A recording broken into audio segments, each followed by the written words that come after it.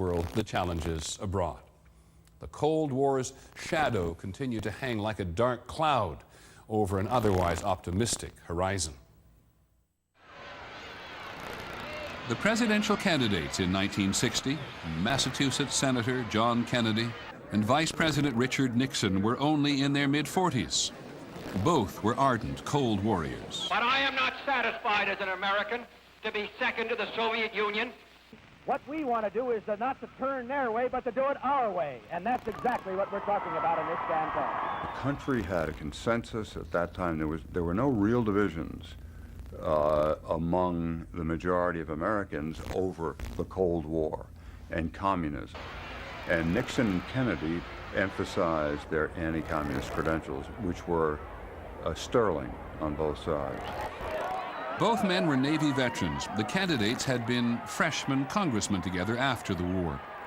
But somehow Kennedy seemed the younger and identified himself as the candidate of a new generation.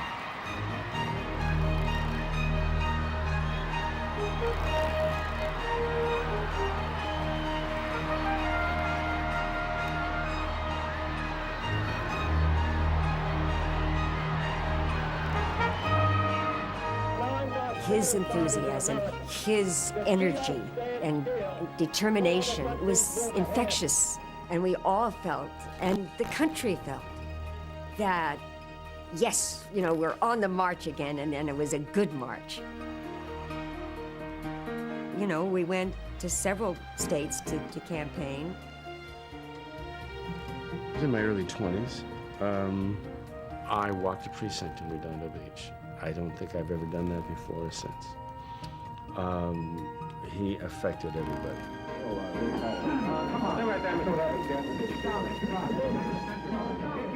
The favorite candidate of much of the entertainment community reached the high point of his campaign in a series of debates on television.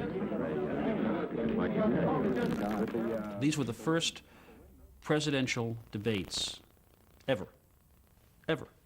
There'd never been a presidential debate before. Smith, Senator Kennedy. And the fact that it was happening live and on television gave it a kind of theater that was remarkable. The question now is, can freedom be maintained? The candidates were close on the issues, particularly on a tough stand against the Soviet Union. I, of course, disagree with Senator Kennedy. Studies after the debate show that those who heard it on the radio thought Mr. Nixon had won. Those who saw it on television gave the edge to Kennedy. The image that came over definitely favored Kennedy. Surplus, which breaks the price. To see his earnestness, to feel his charm, to feel his idealism, I'm convinced that he would not have won without the debates. After the closest presidential election of the century, the country's oldest elected president at the time was succeeded by its youngest.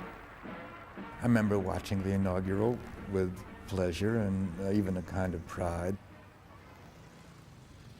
I was struck by the fact that he didn't wear an overcoat, though it was a very cold January day.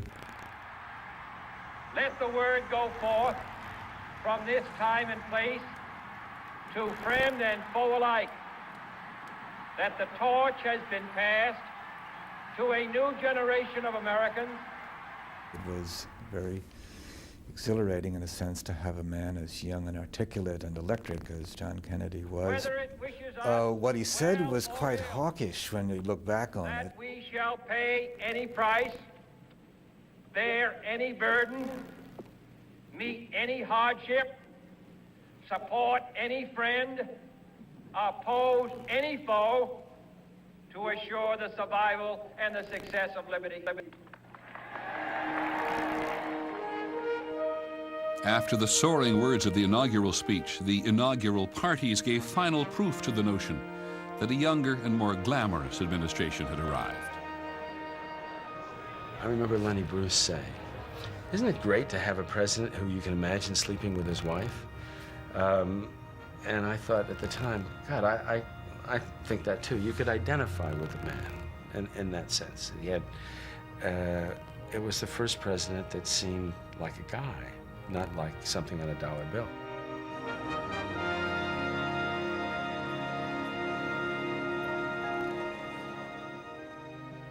the idea of a White House run and staffed by younger people, with a 32-year-old chief speechwriter and a press secretary in his 30s, and all these people around Kennedy, there was that feeling that, well, if they're running the political system, surely we can be somehow involved in it.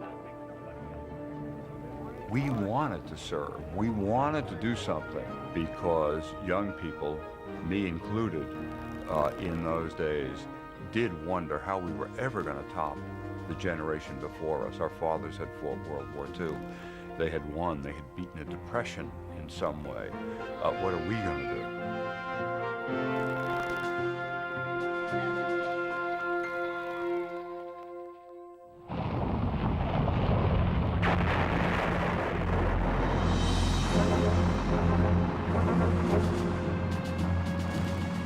On April the 12th, 1961, the Soviets sent cosmonaut Yuri Gagarin into orbit around the globe. The first Sputnik in '57, and then Yuri Gagarin going into space in '61, terrified the American people.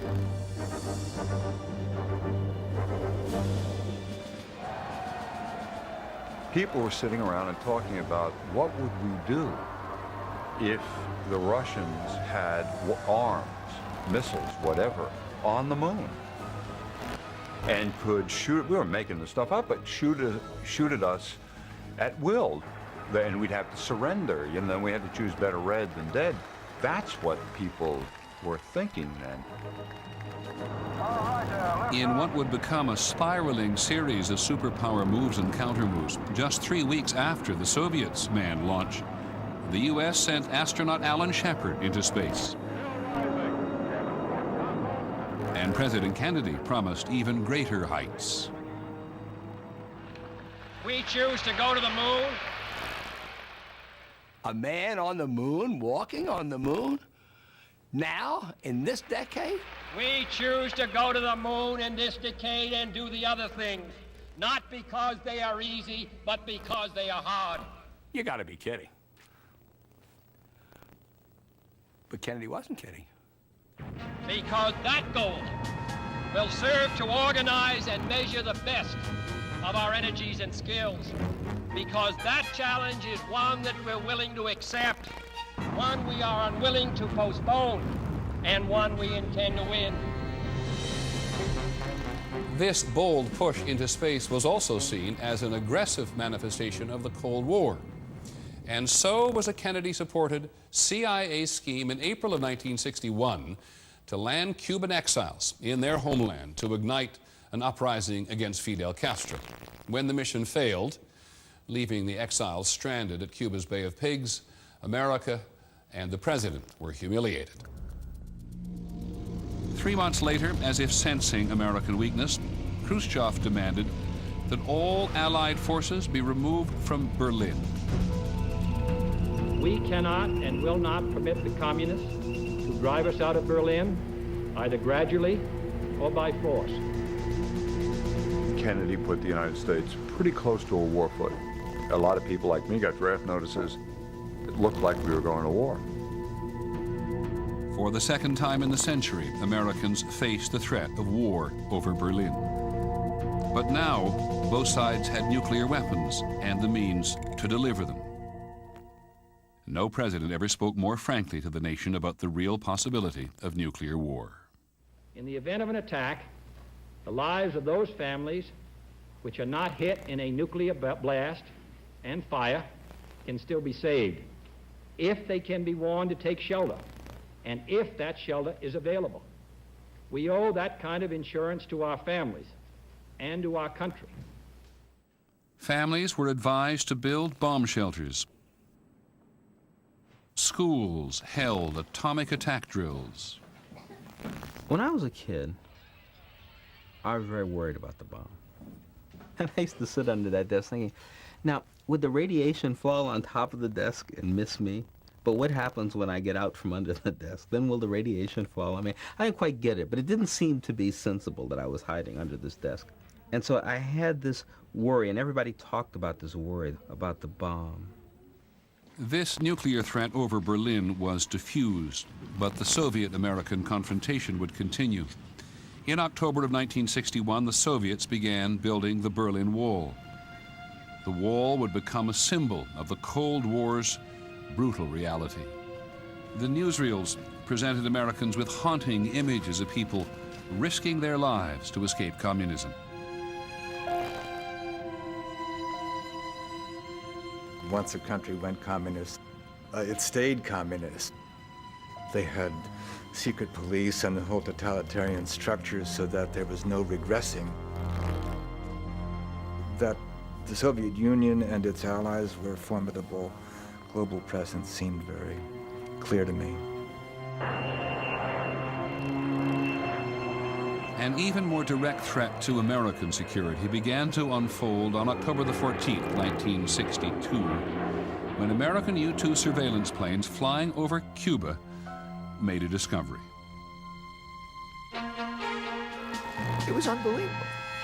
I couldn't believe that the Soviets would introduce nuclear-tipped missiles into Cuba, targeted on the eastern part of the United States. They never had moved nuclear weapons off the soil of the Soviet Union. We didn't believe they would. They did. It was my father's decision and his own idea. It was only one reason: to show that we are great power and we will protect all our allies, and if anybody will try to fight against our allies, that will mean beginning of the Third World War. The Cuban Missile Crisis would last for 13 days that October. The president and his most trusted advisors tried to figure out how to get Khrushchev to remove the missiles from Cuba.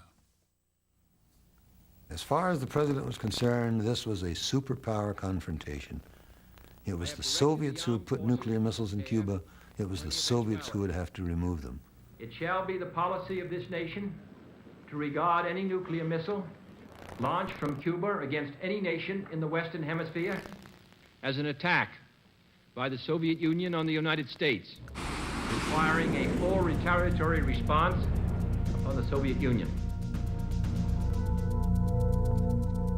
The U.S. military was put on the maximum level of alert, DEFCON 2. The president ordered the Navy to mount a blockade around Cuba. All ships of any kind bound for Cuba, from whatever nation or port, will, if found to contain cargoes of offensive weapons, be turned back. This quarantine will be extended, if needed, to other types of cargo and carriers. For 72 hours, the world watched and waited as Soviet ships approached the quarantine line. They kept coming, they kept coming, they kept coming, they kept coming. So there would be these days of incredible tension. Millions of Americans believed that they were about to die. We literally sat and talked about the fact that we were living then out in the wilds of New Jersey, and were we far away from New York City to survive? I remember that really being a terrifying moment. I was at NYU at the time, and the professor was sitting there, and he looked up at the clock on the wall, and he goes, "Well, they'll be meeting about now. They're meeting now, so we'll just have to wait." And there was like deep silence, and nothing happened, you know. There was a deep breath. And then the Soviet premier ordered his ships to turn back.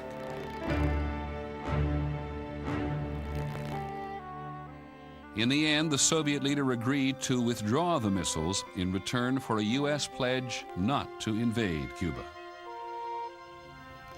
There isn't going to be any learning curve with respect to nuclear weapons. You make a mistake with respect to a decision to use nuclear weapons, you're going to destroy nations. Both Khrushchev and Kennedy realized how close they'd come, and they were determined to avoid that in the future.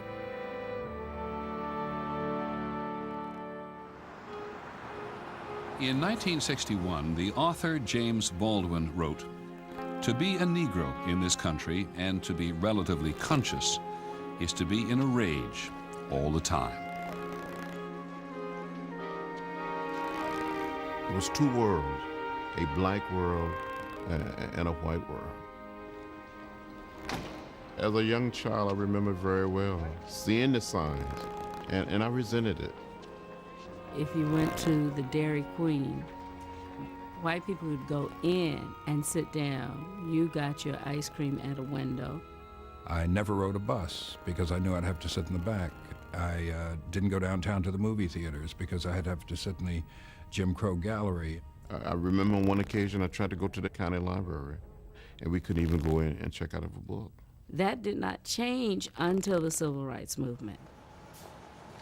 In the early 1960s, young people would take the lead in the battle for racial equality. Federal courts had ruled that segregated waiting areas in bus stations were illegal, but the law was not being enforced.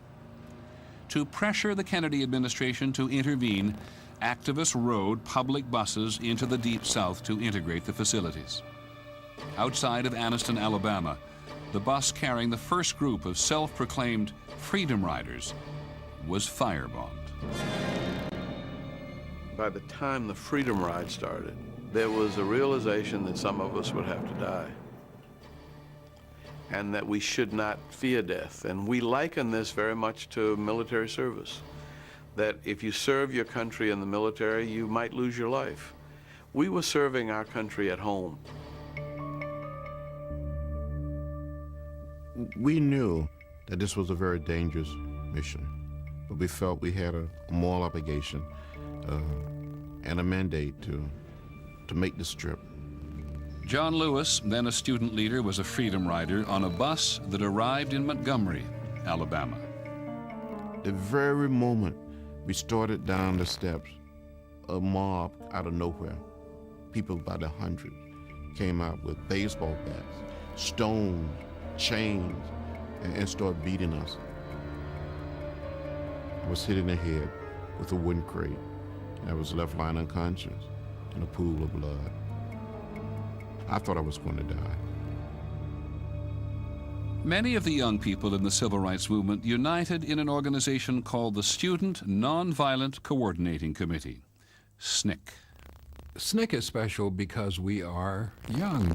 We're 17, 18, 19, 20, 21-year-old. Most of us have dropped out of school, so we're no longer students, but we don't have mortgages, we don't have car payments, we don't have families, we don't have husbands and wives and children. So we can do these things. And because we're young, we're also foolish, and we're willing to take risks. We wanted to create a mass movement. We wanted to get hundreds and thousands of people involved. We had been talking about developing a nonviolent army that would be prepared to go into a community, be arrested, court arrest, and so forth, break down that fear of jail as a weapon, and also break down the infrastructure of the local area by filling up their jails. All right, let's stop it right here. It was a tactic that SNCC took to Albany, Georgia. Anybody who found the courage to be involved could be involved. In the first weeks of the Albany campaign, more than 500 young people were arrested. Once you get in jail, it's a sobering experience because jail is not like a rally and jail is not like a march. Some people would get into jail, they would clang those doors and they would actually cry. And then there would be people who felt that we're in jail and we need to pray. Then there were teenagers who wanted to do rock and roll, or they were talking about their boyfriends. And it was in jail where I began to be asked to sing a lot. And no money to go to bail, keep your eyes on the prize, hold on. Paul and Silas began to shout, jail door open and they walked out. Keep your eyes on. If you're in the movement, all of the singing is one way of being heard and announcing your presence. You can't sing a song without producing power. And you will often see people singing in the face of police. If I sing, you stand in my sound. In Albany, Georgia, we forced the jails open by numbers, and they could not stop us from singing and praying. The movement was energized, but the law did not change. The 9-month effort to desegregate Albany, Georgia, failed. The next major campaign was fought on even tougher ground. It was probably the most violent and vicious racist city in the South. There had been 60 bombings of black people's homes in Birmingham in 61 and 62. One target for the movement in Birmingham was to desegregate the schools. Alabama's governor, George Wallace, had promised they would stay white. And I say segregation now, segregation tomorrow, and segregation forever. Our demonstrations in Birmingham were usually simply marches to the courthouse or to City Hall. And we almost never got more than 2 blocks from the church, and then we were arrested. Day after day, hundreds of demonstrators filled the Birmingham jails. Among those arrested was the organizer of the Birmingham campaign, the Reverend Martin Luther King, Jr. By then, he was the acknowledged leader of the entire civil rights movement. My heroes for the second half of the 20th century, Martin Luther King. All of these people are people who accepted the fact that you have to put everything online. Because if you don't, you're not going to get anything. Not in America. Because America is not going to change. Only you can change. As part of the campaign, Dr. King enlisted an army of school children, aged 6 to 16. After the first day of demonstrations, nearly 1,000 of them had been herded into police vans and sent to jail. The next day, the police changed their tactics. The law enforcement in Birmingham was headed by one Bull Connor. And Bull Connor was an old-fashioned lock 'em up, throw 'em in jail, throw away the key, beat 'em up, put dogs on them, hose them down with fire hoses. Anything he could think of to try to stop this movement by force, he did. I watched the violence in Birmingham on TV. It shocked me to see the dogs being unleashed on people, and it shamed me. This was the front page of every major newspaper in the world, and it told a story that America was ashamed of. Fires of frustration and discord are burning in every city, north and south. Where legal remedies are not at hand, redress is sought in the streets. Next week, I shall ask the Congress of the United States to act, to make a commitment it is not fully made in this century to the proposition that race has no place in American life or law. Trying to raise congressional support for the Kennedy Civil Rights Bill, civil rights leaders called for a march on Washington. On August the 28th, 1963, more than 200,000 people showed up.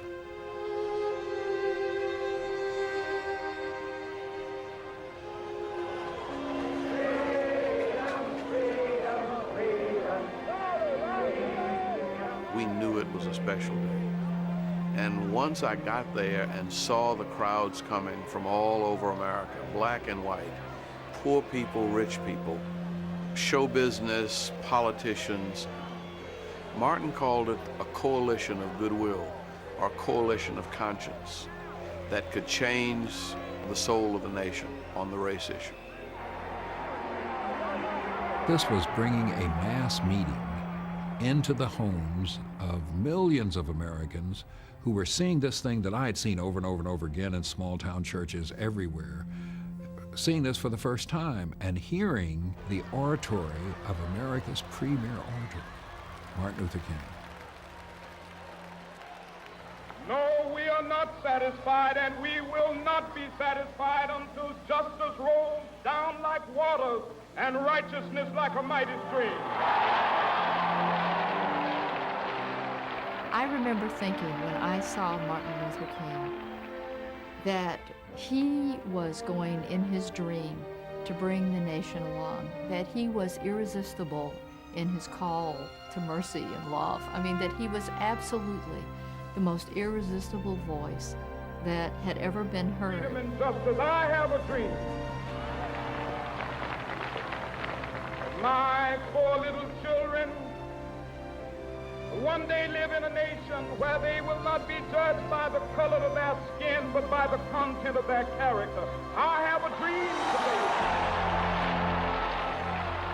You know, I was a little young. I do remember it. Martin Luther King was a very powerful effect on me, but it wasn't so much that I understood what he was saying, but I knew that he stood for me because I needed somebody to stand for me. We will be able to speed up that day when all of God's children, black men and white men, Jews and Gentiles, Protestants and Catholics, will be able to join hands and sing in the words of the old Negro spiritual, free at last, free at last, thank God Almighty, we are free at last.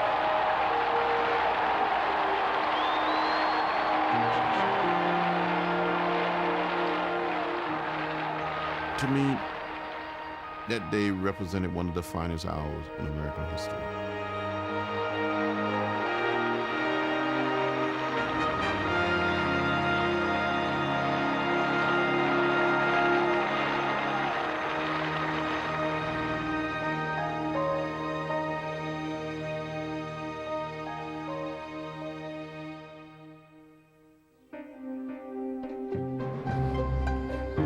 In the early 1960s, answering the president's call to action, young people had a new way in which to serve: the Peace Corps. The Corps' first director was the president's brother-in-law, Sergeant Shriver. Messages kept pouring into the White House from people, younger people for the most part, but older people too, saying, yes, I'm ready to serve. I thought joining the Peace Corps was a perfect way to do good in the world. I mean, I thought it was sort of hands across the ocean. Then I was going to go and help the poor people of the world do something better with their lives. Marnie Mueller was sent to Guayaquil, Ecuador. It was somehow giving people the notion that if they got together, they had power to make change. The Peace Corps was also a way to counter the appeal of communism in the developing world. Other young Americans responded to the president's Cold War call more directly. We're being trained to be in the military, to do what the military does, to fight if we have to defend the country. So, I mean, we all wanted to go. We thought, I mean, this was our job. On the same day that President Kennedy established the Peace Corps, he provided more funds for an elite group of warriors called the Special Forces. They would become known as the Green Berets. This is another type of warfare, new in its intensity, ancient in its origin, war by guerrillas, subversives, insurgents, assassins. The very first mission for these highly trained soldiers would be in Vietnam, in Southeast Asia. When President Kennedy took office, there were 1,000 military advisors in South Vietnam, sent there to defend against what America believed was communist expansion. It was a policy based on something called the domino theory. In a sense, we saw if Vietnam falls, the dominoes will fall. Thailand, Malaysia, Indonesia, the rest of Southeast Asia would fall under communist domination, and they would be strengthened across the globe. And it was to prevent that Kennedy felt he had to make a move to strengthen the South Vietnamese government. The South Vietnamese government, run by Ngo Dinh Diem at the time, needed the help. The leader of North Vietnam, Ho Chi Minh, wanted the North and South to be reunited. He was supplying guerrillas in South Vietnam who were growing in numbers and aggressiveness. In Vietnam, you had an insurgency, Viet Cong. They are the insurgents. We become specialists in countering insurgents. Bill Bowles was one of the first special forces sent to train South Vietnamese troops in the fall of 1961. President Kennedy had increased the number of military advisors to more than 3,000.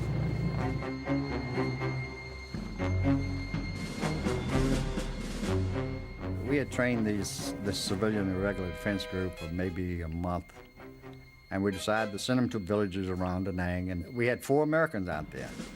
And on the way between the villages, they were ambushed by the Viet Cong.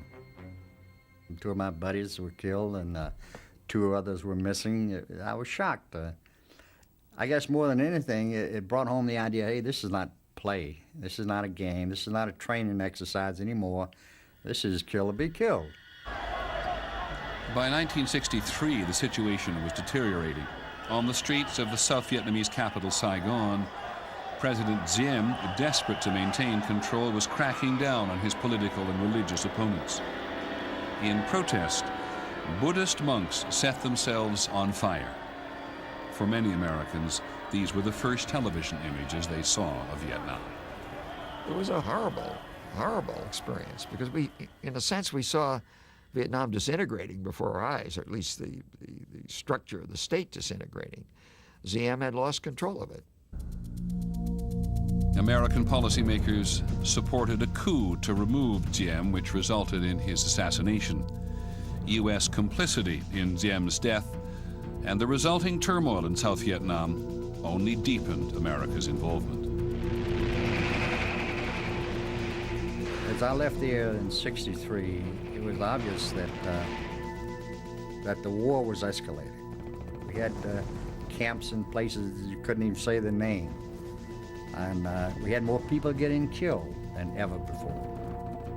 America would commit more and more soldiers. It would become the longest war in American history. It was fought largely by young men, described by one journalist as rock and rollers with one foot in the grave.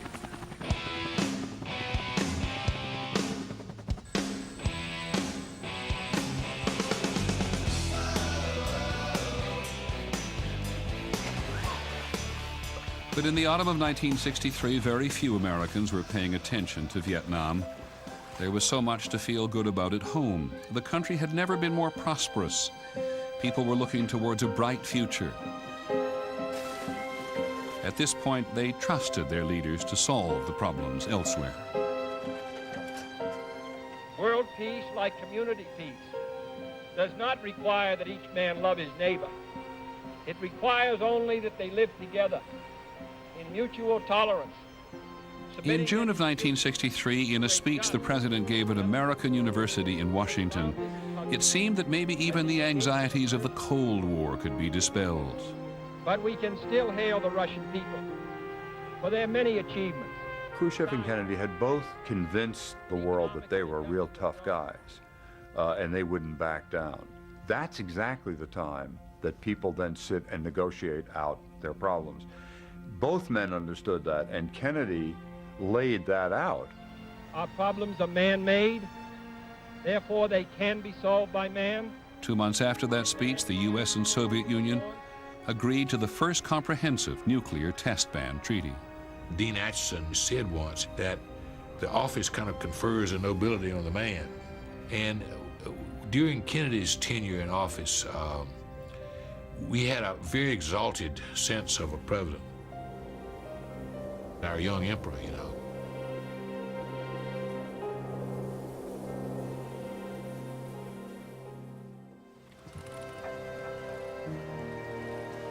In the summer of 1963, John F. Kennedy's political and personal ratings were the highest of his presidency.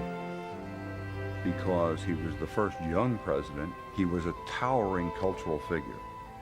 I mean, the pictures of him walking around with his little kids and whatnot had enormous impact. It made us feel 10 feet high. We thought that we were invulnerable. And what a crowd, what a tremendous welcome he's getting now. And there's Jackie. She's getting just as big a welcome, and the crowd is absolutely going wild. This is a friendly crowd in downtown Dallas as the President and the First Lady pass by.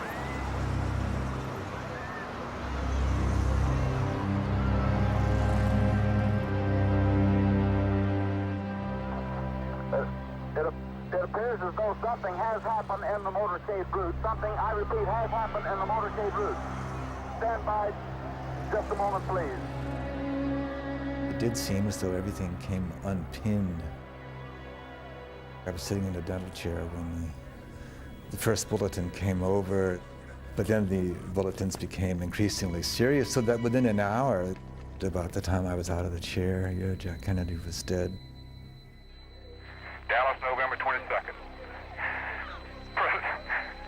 President John F. Kennedy was shot and killed here today, period. The President suffered a massive gunshot wound in the brain and was pronounced dead at 1 p.m. Central Standard Time. So I dictated my story that day. And this was such an unexpected, unbelievable thing that had happened. It was terribly emotional. No Americans living at that time had ever witnessed anything like this, the assassination of a president. I mean, that assassin's bullet killed something else. The feeling of, if you're exalted, you're invulnerable. All of a sudden, you know, even this guy is vulnerable, for God's sake.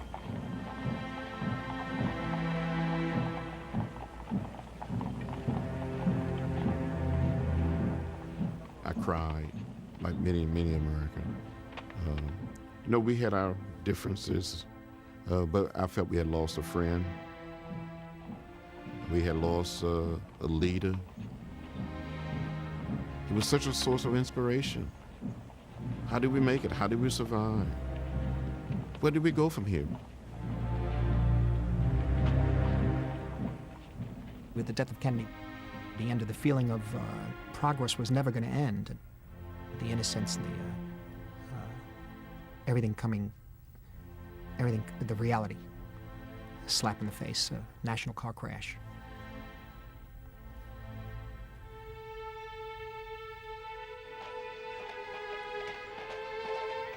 I think some of the self-confidence of America died that day. Some of the optimism of America died that day.